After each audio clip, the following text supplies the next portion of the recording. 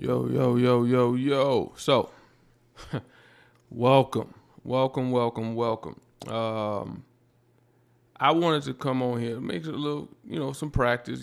Cause like I said, I want to start releasing some more videos and thing long form to facilitate my podcast where I talk about everything photography, from my style to the market to money, the importance and not the importance, if that makes sense, of the money. Because when you start valuing the money over the client's expectations and the client experience, it's not going to work for you. So with that, I got some notes. I want to dive in and chop it up and talk to y'all about a few things. But first thing I want to talk about is what value does photography bring to the client, right? Like the client needs to have or to feel like there's some value in working with you as a photographer. If they don't feel that, then you're losing, right? You got to bring value, and the value has to be something that they can feel, and it's not a monetary value. And as soon as they get a sniff or a whiff that you're valuing the money over the experience and being creative, they're out. They feel like it's only for you. It's not a 50-50 exchange, a service for an experience. You know what I mean? So you have to tread very lightly on the value and not feel like that the client is a money grab. You know what I mean? So just be careful with that stuff, because it will drive people away from you and not to you. And they're damn sure if they work with you, they're not going to refer family and loved ones and friends to you. And that's the ultimate goal of what you really want. So just be careful about pushing price, now with that, also take into account that you got to have a deposit, right? You got to talk about money. You got to talk about the price of the service that you're providing, because this gear is not cheap. Your time is more valuable. And as soon as you start putting off that energy like you just doing this for Dolo, I mean, nobody wants to do anything that they take pride in for free, right? So just understand that and make sure that you're being very transparent about what it is that you do. Of course, it's going to cost, but at the end of the day, you make sure that the deliverables that you're pushing to the client are meeting and exceeding that cost. If not, they're not coming back. Second thing is too, like, I really enjoy having a very fun time while I'm shooting with a client, right? Like, I like telling a story. I like the bounce backs from some type of adversity, a bad relationship, having kids, and women's bodies going through all that transformation, and it's a bounce back shoot. They want to feel sexy and pretty again. So you have to be able to work with that. Give them that energy. Bring some music, lights. Let them have a couple drinks if that's what they want to do to loosen up before the shoot. Because some people are different. Some people smoke that stuff to get them loose, and some people just want to have a little nip. I welcome all that. Whatever's going to get you in the mood for the shoot to deliver the best product for you. Because at the end of the day, the product is for you. And if you're not happy with the images, you're not going to come back, right? So I like to have a story. I like to be able to tell that story with my camera. I like for the images to invoke some thought, not just a pretty picture, right?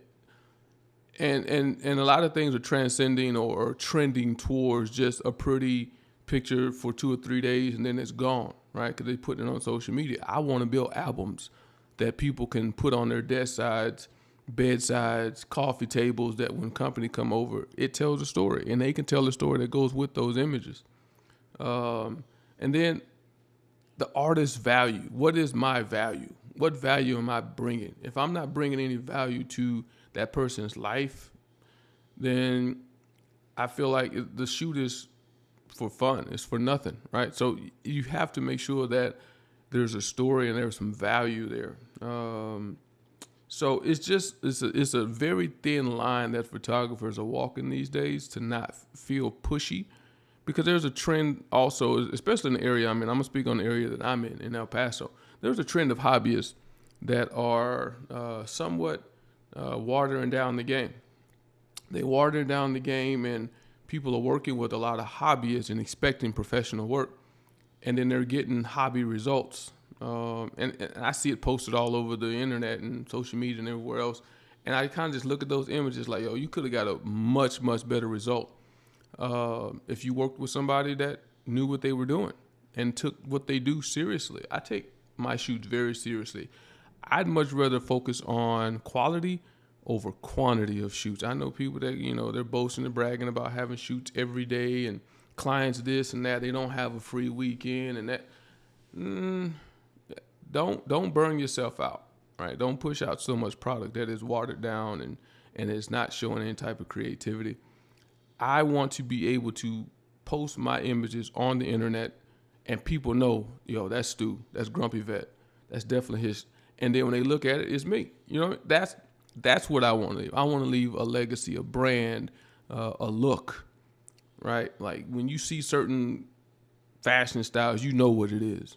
You see Jordans, you know it's a Jordan before you see the logo. You know what I mean? So I want to create that type of work with my camera, with my creativity, and with my client. And it's not a me thing.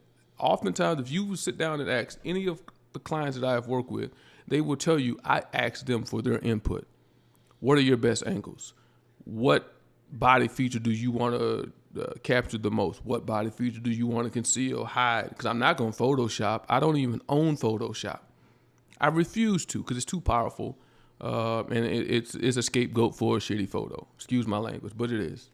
It's a scapegoat. And I've had conversations over internet with certain creators that don't like my opinion about that. They feel like it's a tool and it could be used, and it could be used, but it can also be overused.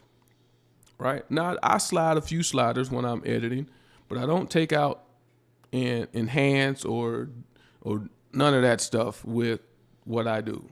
If it's there, it's there. And if you have a beauty mole or something mark on your body, before I remove it, I ask the client, yo, do you want this removed? 9 times out of 10, they'll say no, because they're known for that beauty mark. And as soon as you remove it, people that look at that image and know that person know, yo, they got a mole on their left cheek and it ain't there. Oh, the photographer moved it. No, don't do that. And I don't do that, right? I try to keep a buck, 4 quarters. I try to keep everything as easy and simple as possible. And hopefully that shows in my style, that shows in the results, that shows in my customer service. And that shows in everything about Grumpy Vet that I want to be known for and to do. I don't want to be known as that guy that's going to sit here and Photoshop. And at that point, even when I posted something earlier, like that becomes digital art, not photography. When you're spending 2 or 3 hours on images, editing and making them look and saturate colors and vibrant and all this super black and like it can get a little digital arty, and it definitely, in my opinion, Stu's opinion, I'm allowed to have my opinion just like you're allowed to alter the images, right? I can have my opinion about that art and say, I don't like it. I don't agree with you using AI to enhance this and take this and tuck in a waistline or enhance boobs and chest. And I don't believe in all that, right? I don't. I believe a picture is a picture. That's it. It should capture the true essence of that person, right? And then the next thing I want to talk about is the market. The market for photography is, I would almost say and argue that it's at an all-time high based on social media. Social media wants everyone thinks they can become a social media influencer, Instagram model, and all these different things. So I think in this saturated market, if you're not creating something uber creative, you're just going to blend in with everybody else. You're just a minnow swimming with the million other minnows out there. Unless you have a pop of color or a very unique style to your shoot, like it's going to blend in. And then you're gonna fall victim and feeling like, yo, nobody. Yeah, because you're just like everybody else. What do you bring that's niche enough to attract the right client to you? That's what most clients that reach out to photographers want. They want something that's gonna stand out, right? Like them ugly ass Balenciagas, people gonna wear them because they stand out. The Yeezys, ugly as hell, people gonna wear them because they stand out. But the problem with that is, or the issue with that is, photography is the same way. If you reach out to someone that's niche, expect you to pay niche prices. You're paying $400 or $500 for a pair of Balenciagas and Yeezys, right? Because they're different. But when a photographer has a very different approach to the way they shoot, like myself, that's gonna come with a price, and expect to pay that. But you're gonna get more than what you pay for in the outcome when you're working with me. I can only speak to me, Grumpy Vet, Stu. I can't speak to everybody else. But this market is very oversaturated. And I think it's because cell phones have become a tool, right? But don't be fooled by the megapixels and the resolution of a cell phone, because it's not true megapixels and resolution. Because as soon as you try to enhance or blow that image up, it's gonna degrade, and it's gonna look like you took it with a cell phone. There's nothing better than a digital camera that has all the technology built into it to produce the results that clients are looking for. You're going to have to spend in order to set yourself out from the fray and the crowd of everybody else. The next thing I want to talk about is just customer service. All right, customer service is huge.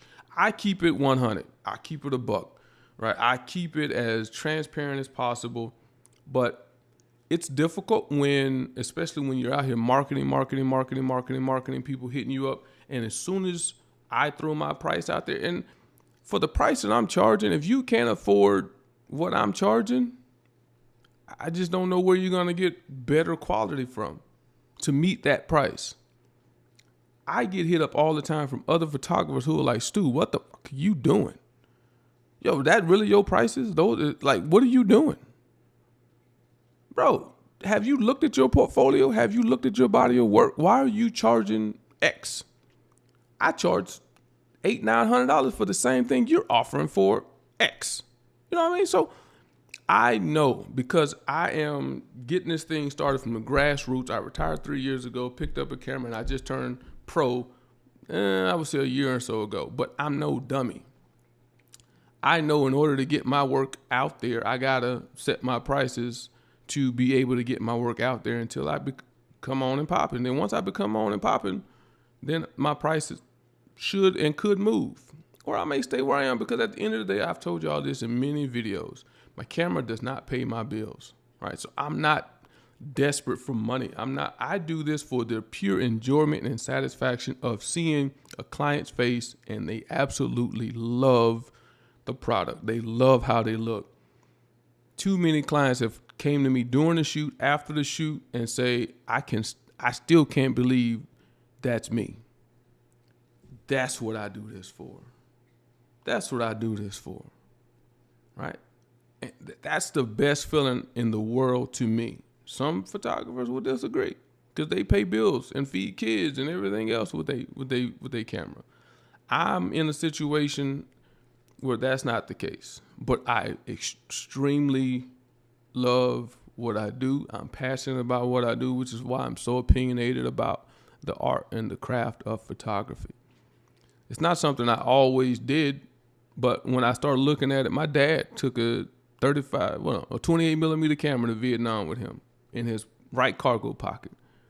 I got slides and pictures from Vietnam from him on film that he had. So he had that itch, and I guess I developed it later on in life.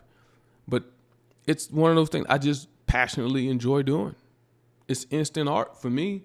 As soon as I hit that shutter, man, I'm done. Other than a few tweaks with some sliders and some editing software, I'm done. I don't have to really do too much more to it, other than add my own little swag to it, and my own flavor, my own style, my own little touches to it, right? To set my work apart. And that, to me, that's what the editing software should be used for. And I think it gets overused and manipulated to the point where the photos no longer even look like the client. I have a rule of thumb.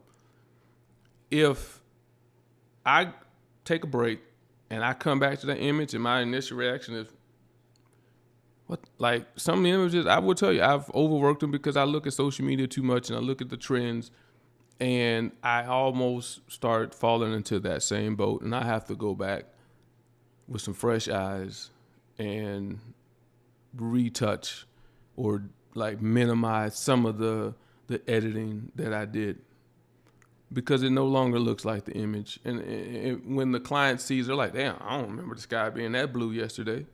My dress wasn't that color, it was this color, right? Like the color's popping way too much. But if you're into digital art and digital design, that's a thing, right? I'm not knocking that. It's just not what I do. It's not what I want to be known for. I want to be known as the dopest portrait photographer in El Paso, Texas. That's it. I don't need global. I don't need all this other marketing brands and sponsored. I don't need all that. I want to be known as the guy right here in my city. If I can own and hog my lane in this city and carve out my niche and my business market, I'm good. I'm good with that. But I do get tired of looking at Facebook and people asking, yo, I need a photographer for this. How you asking that question and I'm sitting right here in your face? That's when I know my marketing, I need to boost it. I need to get in more people's faces, in more people's cell phones and everything else. Because that shouldn't be a question. That shouldn't be a question. Now, I do get referred and recommended a lot of those times, but I don't land those gigs. And I think a lot of times when I don't land those gigs, it's not because my work ain't dope. My work is superior in my mind. I feel like my price ain't where it needs to be because there's a lot of people out there undercutting. They are. They're purposely undercutting. I've seen a guy, I'm not going to say no names, he's using damn near my exact price guide. To the T. Prices are $100 less than all my prices. He see my packages, he slashed it in half, and he put it like damn near like $100 less on every package. I can't beat that if that's what you're looking for, but you're going to get what you pay for, because I also snooped and I looked at his body of work, and it ain't that great. But everybody think they shit is the shit. So it's not like we're in a photo contest. Right? It's just a battle of who thinks they shit's the dopest. And personally, I do. You may not. And that's fine. That's 100% okay with me. I know I'm not going to get every gig. I know I'm not going to get every client. I know I'm not going to appease everybody. I'm not out here for likes, man. If that was the case, I would have locks that are manicured and these pretty little designs, but I don't care about all that, man. I care about what I love for me. That's it. That's all I can really manage. I can only manage what is in my bubble right here. I can't manage all the other shit that's out there. I can't. It's too much energy. But yeah, I'm gonna end this video. I just want to get some time behind mic, time behind screen, and still put out some valid information so people can understand more of what it's like to work with me as a creator, as an artist. And yeah, y'all know what to do, man, by now. My tagline, book it.